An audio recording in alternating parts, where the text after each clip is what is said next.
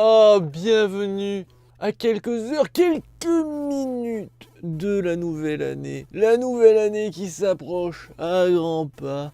J'espère que les fêtes de fin d'année se passent bien, que le Père Noël vous a apporté tous les cadeaux que vous souhaitiez. Et moi, j'ai décidé, comme l'année dernière, de vous proposer 3 vidéos. Classement top et flop dans le domaine du cinéma. Nous allons découvrir ensemble dans une deuxième vidéo mon classement des meilleurs jeux de cette année 2017. Et en troisième vidéo, nous allons parler de ma chaîne et découvrir ce que je vais tenter de réaliser si j'ai pas trop la flemme comme d'habitude pour l'année 2018. Allez, on commence tout de suite avec les flops et les tops cinéma. Et nous allons commencer direct avec les flops, et il faut croire que cette année 2017 a été un florilège de bouse. Tous les films que j'attendais spécialement m'ont déçu, alors que les films que je n'attendais pas, m'ont plutôt plu. Et on commence tout de suite à la 5e place avec Wonder Woman. Un film qui pour moi m'a pas apporté vraiment un grand moment. Je le cache pas. Oui, c'est un bon premier film sur cette héroïne, mais on est sur le même niveau que le premier film de Captain America. Pas très coloré, pas très transcendant. Bon, il y a quelques erreurs scénaristiques, on se le cache pas. Il est vrai que par exemple, quand Wonder Woman est avec cette magnifique robe bleue et qu'elle a l'épée dans le dos, il n'y a aucune explication pourquoi les gens ne la voient pas ou quand la personne danse avec elle ne sente pas. Alors, est-ce que c'est dû à de la magie ou voilà, mais c'est pas montré, c'est pas expliqué. En plus de ça, le film se tape un méchant avec aucun charisme à cause de cette moustache. Il y en a qui trouvent ça ridicule de juste se moquer ou dire que c'est un problème. Ben oui, un personnage doit être charismatique, surtout quand il incarne une super héroïne comme Gal Gadot, même si j'ai un problème avec elle, je trouve qu'elle fait pas Amazon, même si elle est charmante. Et aussi, quand quelqu'un incarne un super vilain, il doit avoir le charisme de ce super vilain. Or, à cause de cette moustache, on perd toute crédibilité envers ce méchant. Enfin, pour moi, le film ne manque pas d'action, mais celle-ci manque un petit peu de punch, je trouve. Bref, on est sur un Wonder Woman plutôt, voilà, sans réelle magie, sans réel intérêt. Mais bon, au moins c'est le premier, du coup j'espère que DC va faire mieux avec Aquaman et les différents super-héros. Mais bon, je m'inquiète quand même pas mal. À la 4e place, Star Wars 8, les derniers Jedi. Bon, j'en ai déjà fait une critique il y a pas longtemps, j'en ai même fait une théorie. Voilà, il n'y a plus grand chose à dire, je blaire pas ce Star Wars 8, non ce n'est pas le meilleur Star Wars, ni l'un des meilleurs, le scénario ne tient pas du tout la route, oui par contre le film est magnifique, oui il faut reconnaître que le réalisateur a vraiment eu des couilles d'aller jusqu'au bout de son concept, et jusque là je suis d'accord, mais c'est tout, c'est tout. Et malheureusement Star Wars 9 se retrouve avec une balle dans le pied mais magistrale, puisqu'il n'a plus de méchants. Voilà, Snoke est mort, va te faire foutre. Voilà. Luke meurt, va te faire foutre. Bon, après j'ai théorisé là-dessus, je dis pourquoi pas. D'ailleurs, au passage, en fait pour moi ce Star Wars 8 ne sert à rien en fait. Il n'aurait pas existé, bah ça n'aurait rien changé. Et vous allez me dire, bah du coup Star Wars 7 aussi, puisque c'est une merde. Oui, mais Star Wars 7, autant on peut le détester, il a porté quelque chose, il a porté de nouvelles questions, il a porté voilà, un début pour une nouvelle trilogie, et du coup, voilà, le 8 aurait pu faire mieux. Or le 8 ne répond à aucune question, il envoie tout balader, et en gros, va te faire foutre, Star Wars 9, tu te démerdes. Voilà, enfin bon, bref, vous avez compris, je n'ai pas aimé, et encore, hein, si ça avait été que moi, il finissait à la première place, mais bon, vous allez voir qu'à la première place, il y a du très lourd. 3e place, Ghost in the Shell. Voilà, il n'y a rien à dire de plus, hein, c'est une merde ce film. Ok, on retrouve l'esthétique de l'univers Ghost in the Shell, et jusque-là, j'ai rien à reprocher, c'est magnifique, c'est sublimissime. D'ailleurs, si vous ne connaissez pas Ghost in the Shell, je vous invite à regarder les animés qui sont de meilleure qualité et à des années-lumière. Scarlett Johansson, je la trouvais vraiment très bonne en tant que Major. Je trouve qu'elle a le même look, enfin, elle a quelque chose qui fait vraiment penser au Major. Moi, j'ai aucun problème avec elle, mais c'est après le choix du casting pour les autres acteurs. ils sont de bons acteurs, mais ils ont aucun charisme pour les différents personnages qu'ils incarnent. Et en plus de ça, un énorme problème d'écriture. Enfin bref, il n'y a rien à dire de plus. C'est une belle merde que je ne vous invite pas à découvrir si par hasard vous avez eu la chance de ne pas encore l'avoir regardé. Deuxième place, Blade Runner 2049. Oui, c'est bon, il n'y a pas besoin de me dire guide, c'est incompréhensible, ce film est un chef-d'œuvre, c'est poétique. Mais pour moi, c'est une purge. Je le fais pas exprès, hein, je dis pas, c'est pas pour faire plus de vues, voilà. Je ne l'aime pas. Blade Runner 2049, pour moi, c'est ma kryptonite. Voilà, si vous voulez, par exemple, si on devait me torturer, pas besoin de me couper les doigts, de m'arracher les testicules. Non, pas besoin. Mettez-moi en boucle Blade Runner et Blade Runner 2049, ou alors vous me faites écouter les musiques de ces deux films, et je vous donne les codes nucléaires, je vous donne tout ce que vous voulez. Je vous jure, c'est un enfer pour moi. Il n'y a rien de bon. Enfin, je trouve qu'il n'y a rien dans ce film. Oui, à part l'esthétique, mais encore une fois, c'est pas l'esthétique qui fait tout. Sinon, à ce moment-là, Star Wars 8 est un chef-d'œuvre. Et non, c'est pas possible pour moi.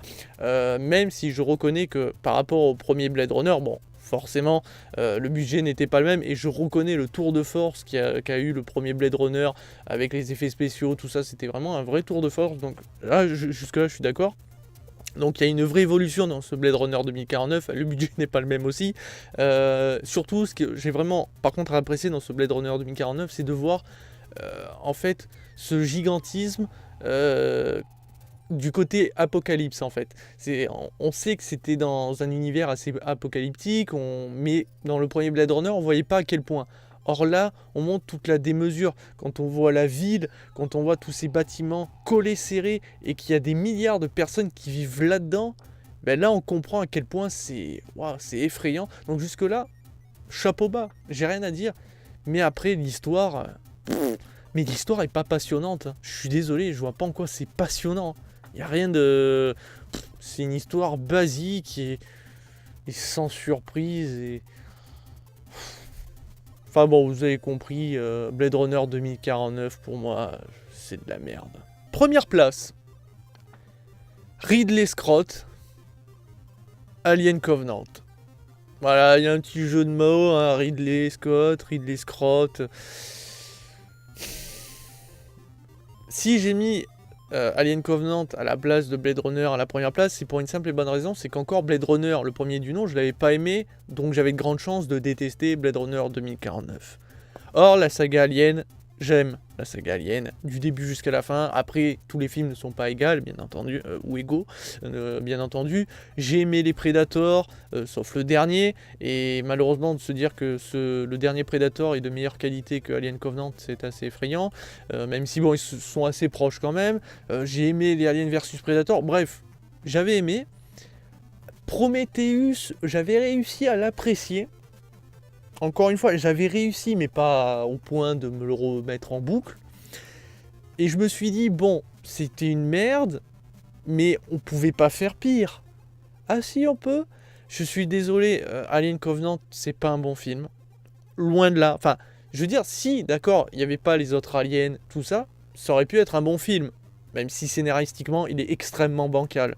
Mais malheureusement, il existe après les autres aliens. Il existe en plus en tant que préquel, même si Ridley il disait mais non c'est pas un préquel, et si c'est un préquel, enfin on sait pas trop, même lui il sait pas, enfin il assume absolument rien. Je suis désolé, Ridley Scott c'est un grand réalisateur, ça a été un grand réalisateur, mais pour moi aujourd'hui il a plus qu'un nom en fait, c'est qu'aujourd'hui c'est grâce à son nom qu'on lui fait confiance, que les gens vont voir ses films, enfin en tout cas qu'ils se disent bon il y a moyen que ça soit un grand film.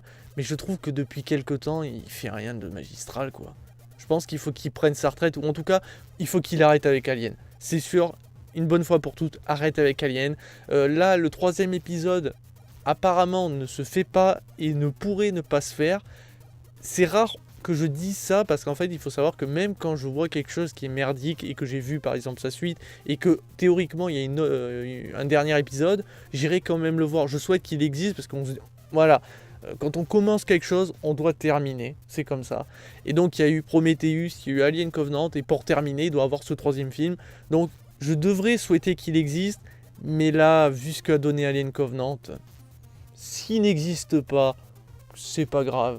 Parce que je sais pas comment tu peux t'en sortir, Ridley, mais quand tu vois que la femme, là, la femme, arrive à ne pas voir ce qui lui arrive à cause de cet androïde, parce qu'elle confond les deux androïdes. Oui, ils se ressemblent, tout ça, mais non, mais tu sais que c'est le mauvais, tu le vois à sa tronche.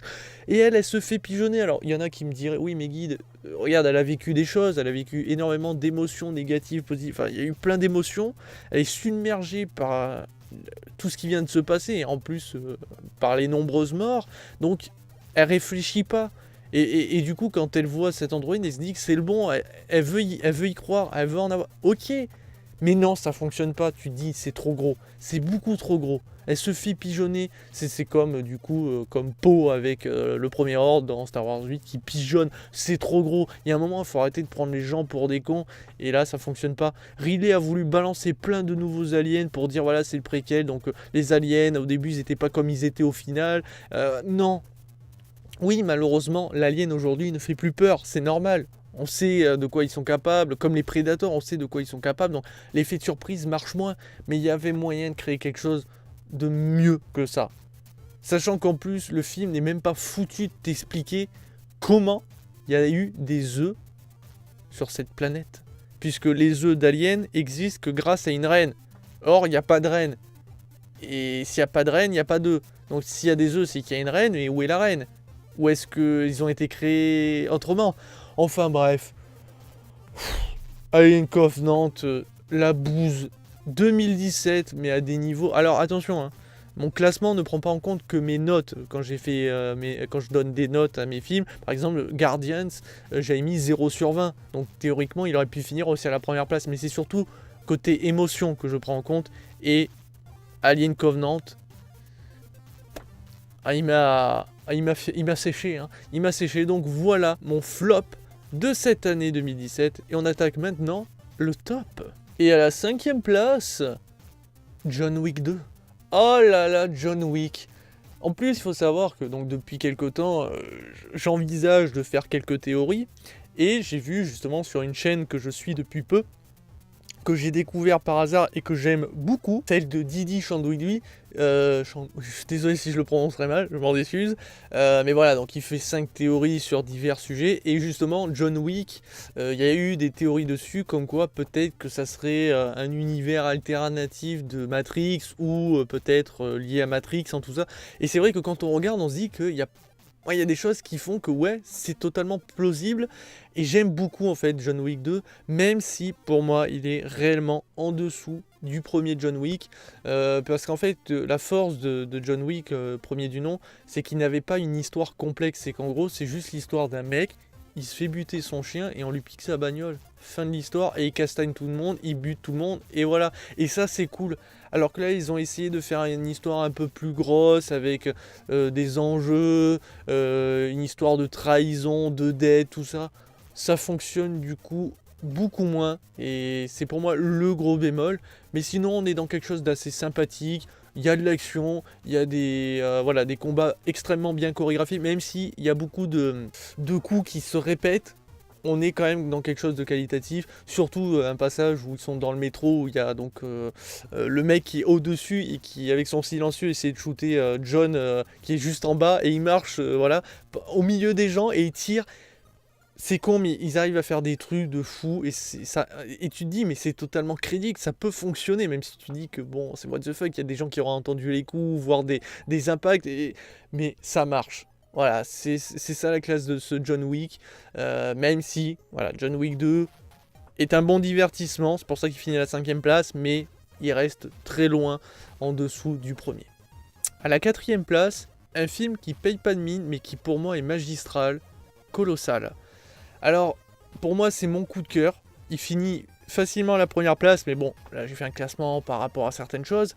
Mais pour moi, c'est vraiment un vrai coup de cœur, parce qu'on est sur un film qui parle d'un sujet qui peut toucher tout le monde.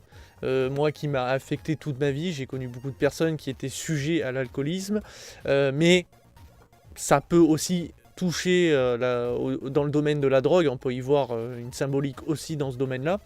Et moi, ça m'a vraiment touché. Et le film fait un tour de force à ce niveau-là parce qu'il prend pas le sujet à la légère.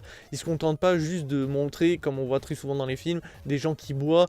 On en rigole parce que c'est comique, ils font des trucs et c'est drôle et fin de l'histoire. Non, il montre un aspect qui est réel et qu'on oublie souvent de l'alcoolisme. C'est que les gens, quand ils côtoient ce genre de personnes, les voient très souvent comme des monstres parce que à cause de l'alcool ou de la drogue par exemple, les gens peuvent créer des accidents, peuvent tuer, mais aussi rendre malheureux, puisque quand on aime quelqu'un qui est touché par ces substances et qui sont aussi dans un cercle vicieux, qui n'arrivent pas à s'en sortir, on a de la peine pour eux, on ne sait pas comment les aider, et c'est pour ça que dans ce film, quand on voit cette femme qui en fait est représentée comme un monstre, qui, on ne sait pas trop comment, créer un monstre géant qui va détruire la ville, en fait c'est simplement nous qui voyons en fait cette femme comme un monstre. C'est comme ça qu'on voit les gens qui sont alcooliques, et je parle vraiment alcooliques, je parle pas de ceux qui boivent régulièrement, mais voilà,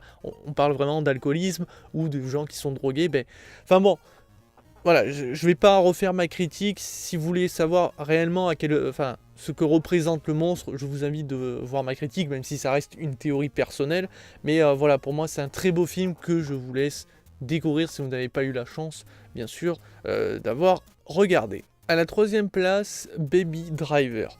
Encore un film d'action qui ressemble un peu à Fast and Furious pour le côté bagnole, mais plus intéressant, plus profond d'une certaine manière, même si, et là il y a quand même un bémol, c'est que l'histoire est intéressante au début, ça monte bien et tout, mais la seconde partie est un peu moins intéressante, plus prévisible, mais voilà, le film a quelque chose, il a vraiment une identité propre grâce à ses musiques choisies qui sont vraiment juste magnifiques. C'est un plaisir pour les oreilles. Et aussi ce personnage donc, qui est Baby, qui est très touchant dû à son handicap qui existe. Il faut savoir que c'est un handicap qui existe vraiment. Il y a des gens qui malheureusement ont une oreille qui siffle continuellement suite à un accident ou suite à un son trop fort. Comme les acouphènes, j'ai eu malheureusement un acouphène et pendant un certain temps, je ne l'ai pas eu à vie, heureusement, mais voilà, il y a des gens qui sont touchés par ce genre d'handicap et je comprends à quel point ça peut être une torture, et c'est pour ça que ça le rend encore plus touchant quand on comprend ce qu'il vit, même si moi ça a été un niveau beaucoup plus bas, c'était juste un petit sifflement, mais lui c'est beaucoup plus grave. Pour moi, il mérite cette 3e place. À la 2e place, Life, les origines inconnues. Ce film, pour moi, est le meilleur film d'horreur de cette année 2017, ou en tout cas l'un des meilleurs, c'est sûr, qui rend vraiment hommage aux premiers aliens d'une manière excellente. En plus de ça, on pourrait croire que le film est extrêmement prévisible, même si c'est vrai que quand tu vois certains plans de caméra, tu te dis il va surgir quelque chose ou il va se passer quelque chose. C'est vrai. Forcément, au bout d'un moment, quand tu vois un film d'horreur, t'en vois 2-3 autres derrière, et au final tous les autres sont assez prévisibles, mais celui-là a fait le tour de force d'avoir une fin très étonnante qu'on ne voit pas venir en fait, puisque très souvent dans les films d'horreur on sait à quoi s'attendre à la fin, soit tout le monde meurt, soit tout le monde survit, mais tu le vois arriver.